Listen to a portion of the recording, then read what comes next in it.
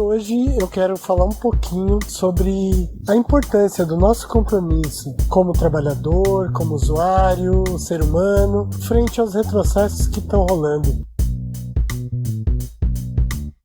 Como vocês já sabem, o esquema do canal é sempre lançar algumas pílulas de ideias para refletir sobre questões que me inquietam e eu imagino que também possam inquietar vocês. Quanto da pegada da Mental tem a ver com uma forma de estar no mundo, né?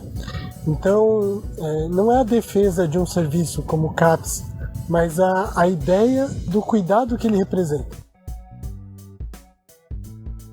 Estamos falando de direitos humanos. E nessa pegada eu quero chamar os caras que trampam na Mental, nos MSEs, na atenção básica, na educação, na cultura, no judiciário, na assistência social e tantas outras frentes da comunidade que no dia a dia encaram a realidade e têm a oportunidade de subverter a lógica de opressão e controle. Pois os retrocessos eles estão sendo postos em prática. Um exemplo disso é o questionamento do caráter libertário, né, do CAPS, que pode estar muito em risco de fato. E aí, apesar de estarmos por vezes firmados no rolê, como contratados e sermos convocados estritamente a cumprir o trabalho, né, eu acredito que o nosso compromisso com a Mental ele vai muito mais além. É um compromisso ético com o universo, né? Um compromisso de direitos humanos, que aí ultrapassa de longe a própria questão dos hospitais psiquiátricos enquanto estrutura. Isso tem a ver com o que acreditamos ser humano, para ser humano. Eu quero falar da pegada desse sentimento, né? Eu trampei em vários esquemas diferentes, né, em CAPES, com RD, molecada em medidas socioeducativas, com jovens com deficiência, famílias em situação de vulnerabilidade, a molecada em situação de rua, dando aula, trampei com idosos frágeis. E a acreditação para bancar esses rolês sempre teve de ser na capacidade do afeto, de olhar o outro como igual e na construção conjunta de possibilidades que fizessem sentido para a vida do outro, mas que também nos tocasse, me tocasse, para bancar junto esse rolê. É aquela sensação de quando você saca que precisa bancar alguma coisa, a mais, inclusive, e que efetivamente te gera uma questão. Sabe aquela coisa, talvez eu não vou poder contar isso para minha chefia, mas que é algo que sempre senti dentro de mim, que diz, de fato, é o que precisa ser feito. A experiência daquilo que é para se viver e bancar junto, mesmo estando cada um em um lugar diferente no rolê, né? Profissional, usuário. Hoje, ou melhor, historicamente, né, nós somos atravessados pela lógica do capital, que sempre tenta nos enquadrar, que diante do contexto atual fica ainda mais forte e mais pesado, né? Afinal, todo mundo precisa de trampo, de grana, salário de alguma maneira. E de que mais que eu preciso? De que alimento mais precisamos para não ter essa dependência do valor comercial, mas sim a necessidade que nos nutre para existir como humanos que somos. Sabe aquela pegada da terapia comunitária, quando a comunidade se sente forte para se ouvir e apoiar uns aos outros, sem a necessidade de uma intervenção técnica necessariamente? Para além da espera eterna por um atendimento profissional específico, que por vezes sabemos não vai acontecer. Sabe aquela acreditação na visita ao idoso mega comprometido, isolado, sem esperança, que depende daquela troca de afeto? Daquele profissional sem formação específica, que vai rolar muitas vezes não para mudar a condição do cara, né, de vida do cara efetivamente em todo o contexto, mas para motivar o cara a se sentar na cama, se sentir vivo, né, que por ter alguém que lhe devolva as tranças no cabelo, a centelha de autoestima que reaviva na companhia que faz sentir vivo e visto. Ou aquele moleque que está em liberdade assistida, né, que a gente banca de extinguir a medida dele, mesmo sem cumprir as exigências legais solicitadas pelas estruturas de poder, né, que a gente tem que responder pro juiz. Estruturas essas que não sabem sequer qual que é o cheiro da realidade do cara. E a gente banca essa extinção por acreditar no vínculo, de ser parça do cara, de saber como é que é a realidade do vivido e de ver valor nas pequenas coisas que são grandes na verdade, mas que o poder nas mãos de quem decide quem é livre ou quem não, sequer reconhece que isso existe. Mas nós sentimos aquilo que é aquele sorriso, aquele carinho, e não estamos nem aí pros caras que nos colocam no mesmo pacote que a molecada que a gente tá atendendo. Ou com o povo em situação de rua, né, que tanto se cuida entre si e que não se vê como zumbis. E quando não os vemos também assim, bancamos de afirmar formalmente que o cara permanece em situação de rua. Mas independente de qualquer coisa, tem uma rede de cuidado e afeto na rua. Quando a gente banca de dizer isso para todas as instâncias, né, que nossas trocas que subvertem o olhar técnico, protocolar, quando elas acontecem no toque, no abraço, na presença, sentando junto no colchão dos caras, né, para que os agentes de segurança da prefeitura, por exemplo, não retirem as suas coisas. E as figuras com deficiência, por exemplo, que quando atendemos nessa pegada libertária, a gente não estabelece o contato para simplesmente avaliar sobre qual guarda-chuva de benefício social o cara se encaixa, mas naquela alegria sincera de trocar ideia, ou somente presença, né, com simples contatos, sinais, brincadeiras, mas em que a sensação, né, de hora ganha é indescritível e às vezes impossível de ser rotulada dentro dos escopos de procedimento. Cara, quem nunca se deparou com a pegada daquela professora que pega a figurinha que chega toda lascadinha na escola, toda suja e tal, e ela vai lá e dá banho, alimenta e tal, pois sabe que talvez vai ser o único momento de afeto e carinho que aquele pequeno vai ter. E isso nada tem a ver com a ensinagem formal prescrita nos currículos escolares.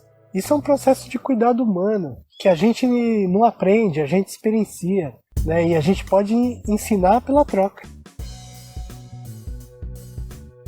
Eita, e a atenção básica, hein? Com a turma da dor crônica, por exemplo, que não sabemos nem o que dói, se é patologia ou é a fila interminável para ser atendido, né? Uma espera que nunca chega, mas que quando ousamos abrir uma roda para acolher e escutar a dor, se não diminuí-la, né, haverá de ser ao menos significativa.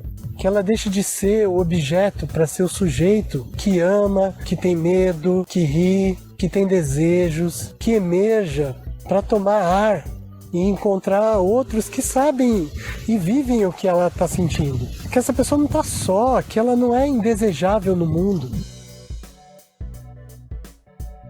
Que grandeza deixar o conhecimento técnico da dor para oportunizar a escuta cuidadosa e acolhedora do outro. E a pegada de acompanhar as famílias mais vulneráveis também, né? Que quando não receberão apenas uma cesta básica, né, de alimentos, ou um registro em mais um cadastro, aí pensando muito na assistência, mas eles sentirão um reconhecimento por uma escuta verdadeira, se sentindo pertencente a algo, que precisam acreditar que são sujeitos de direitos, mas que ainda terão de lutar muito por isso. Na pegada que eles vão ganhar um fôlego e força para saberem que não são números, mesmo que não seja assim para a política, para os políticos, mas naquele atendimento, às vezes curto, pontual, mas sobretudo verdadeiro, que não me tira do lugar de profissional, mas me coloca cada vez mais no lugar de humano. As experiências são tantas, mas quero lembrar da meninada brigada. Quando não tratamos como alguém que nos deveria ser eternamente gratos pela proteção, mas que merecem ter valorizado sim a sua revolta, a sua agressividade, para saberem de sua força. E aí nós, enquanto profissionais, suportamos nessa relação literalmente as porradas. E o resultado é as figurinhas saberem que, e inclusive dizerem, né, pra gente, que bom que você ficou. E não podia deixar de lembrar daqui da pegada com a molecada da mental. tanta confusão, é grave, não é grave, quem é que diz que é grave? Às vezes aquela figurinha que insistimos para continuar no CAPS, não porque a crise não tenha passado, mas porque sentimos que ainda não é o momento, ainda pode ter mais alguma coisa para fazer junto. Difícil de explicar. Seremos menos qualificados tecnicamente que o outro, que vê às vezes com obviedade a necessidade da alta do cara? Ou estamos entrando numa outra relação, né, de um outro lugar, às vezes inominável ou nominável de formas até piegas, né, como o afeto, tal. Nessa pegada, então, fazemos com que a molecada que faz uso de drogas, não só a molecada, mas os adultos também, que dizem que não rola troca com eles sob efeito de substâncias ou em uso de substâncias, quem está ali é o outro e não o nosso preconceito. E aí um salve pro pessoal do Piração, o povo do Saci, que sempre bancaram rolês como esse. Ao menor pedido da figurinha acolhida no serviço, da necessidade de usar droga naquele momento, e nos diz que não conseguiria se trazer de volta se for sozinho, e aí o profissional vai, não abre um livro dos protocolos do mundo. Sacava um instrumento simples, antigo, que todo mundo já experimentou, que é chamado colo. E bancava de ir junto. E aí, junto com o outro, pelo afeto, pela troca, dizer para ele, tamo junto, que a experiência dele é importante, mas não só para ele, é importante para nós. Alguns vão até dizer, até com certo pesar, em alguns casos, né, que se trata da porta aberta, né? Mas não é só isso. Para mim, é do humano aberto. É só lembrar dos sorrisos, da saudade, da preocupação, que às vezes ficam expressos até em brincadeiras. Quando se diz, olá, chegou seu filho aí. É disso que estamos falando. Por isso, nesse momento de retrocessos, precisamos lembrar de onde viemos. Se agora são os CAPs sob ataque e risco de descaracterização, é por serem espaços de liberdade e subversão, espaços de defesa de direitos humanos, defesa que precisa ser fortalecida, e nessa pegada, cada um, trabalhador, gestor, usuário, comunidade, tem de se juntar como for possível, para defender aquelas sensações, aquelas escolhas loucas, aquelas ousadias inexplicáveis, que permitem suportar a automutilação do outro com a possibilidade de escuta, do sofrimento, a fogueira que junta em roda e traz a fala que precisa ser dita, não a que é a mais indicada ou adequada para lidar com a sua hipótese diagnóstica, mas aquela que lhe faz sentido. É essa resistência e é essa força e é essa subversão que a gente precisa fortalecer entre nós.